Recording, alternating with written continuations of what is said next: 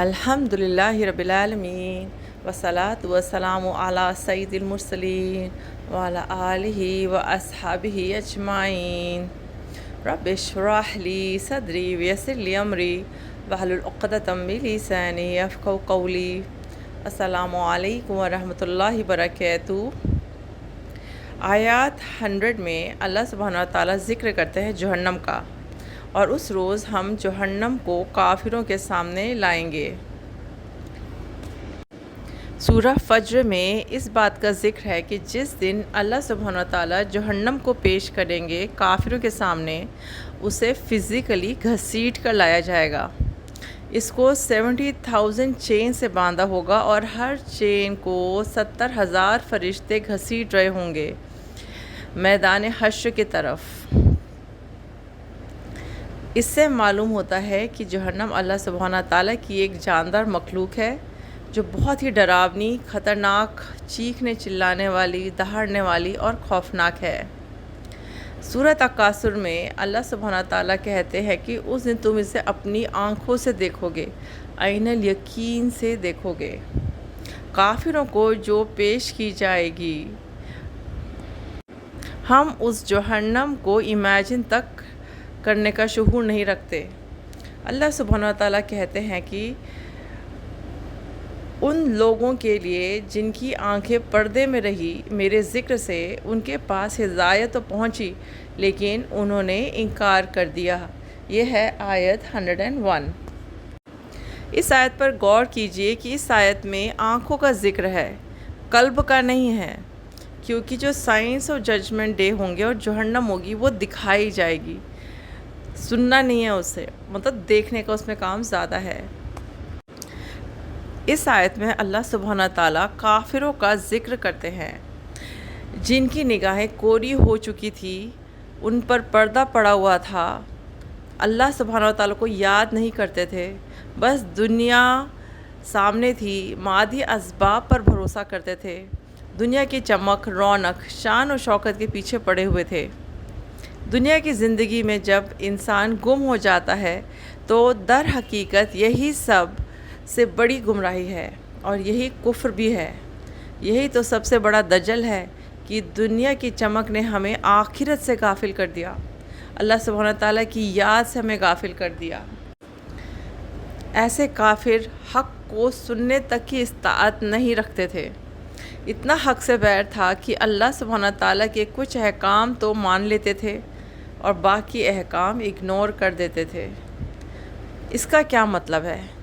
اس کو ہم سمجھنے کی کوشش کریں گے۔ دھیان دیں مجھے، یہ اس دنیا کو راضی کرنے کی ہر چیز دیکھ اور سن سکتے ہیں، پر اللہ سبحانہ تعالیٰ کے وہ احکام جو اپنے ماں باپ، اپنی بیوی، اپنے شوہر، بچوں کے عیش و آرام اور اپنے سٹیٹس کے آڑے آتے ہیں، ان کو سائیڈ کر دیتے ہیں۔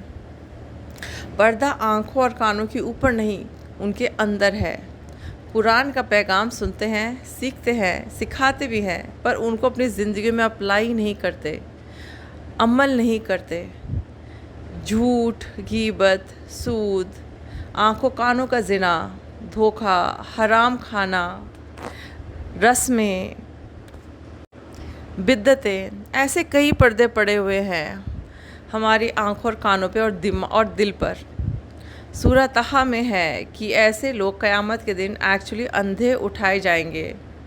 وہ ایسا کیوں کرتے ہیں؟ کس بات کا ان کو اہنکار ہے، یا وہ ڈرتے ہیں؟ کیا وہ غریبی سے ڈرتے ہیں کہ حق بات کریں گے تو ان کے رشتہ دار یا سوسائٹی ان کو بائیکاٹ کر دے گی؟ کیا وہ مرنے سے ڈرتے ہیں؟ صرف آسان احکام پورے کر دو، نمازیں پڑھ لو، روزہ رکھ لو، لیکن حق بات کریں گے اور صحیح راستے پہ چلیں گے اور امر بالمعروف کریں گے، نہی عن المنکر سے روکیں گے، لوگوں کو بدعتیں کرنے سے روکیں گے، فرقوں میں نہیں پڑیں گے، تو کیا ہمارا معاشرہ ہمیں بائیکاٹ کر دے گا؟ کہ ہم یہ سہ نہیں پائیں گے؟ اس کے لیے ہمیں کرنا کیا ہے؟ اس کے لیے بہت ضروری ہے کریٹیکل تھنکنگ۔ دھیان سے سنیے، ہمیں کسی کو بلائنڈلی فالو نہیں کرنا ہے۔ یہ نہیں جو سنا وہی مان لیا، ہم سے پہلے سب یہی کرتے تھے، کیا ہم تابع ہیں اور ہمیشہ رہیں گے اپنے ماں باپ کے، اپنے معاشرے کے، ویسٹ کی سوچ کے اور ایسی کئی چیزوں کے؟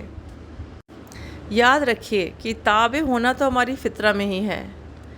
ہم اس دنیا میں آئے ہیں اتباع کرنے کے لیے، اس سے ہم بچ نہیں سکتے۔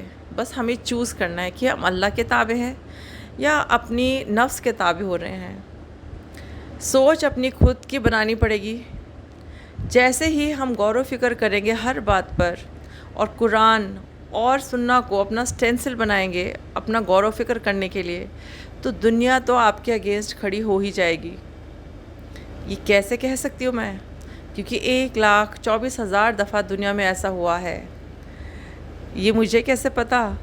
کیونکہ ہمارے نبی اور رسول آئے، اور جب بھی انہوں نے حق کی بات کی، اپنے معاشرے کو، اپنی فیملیز کو سچ بات بتائی، تو دنیا اور ان کا معاشرہ ان کے خلاف کھڑا ہو گیا، ان کی مخالفت کی۔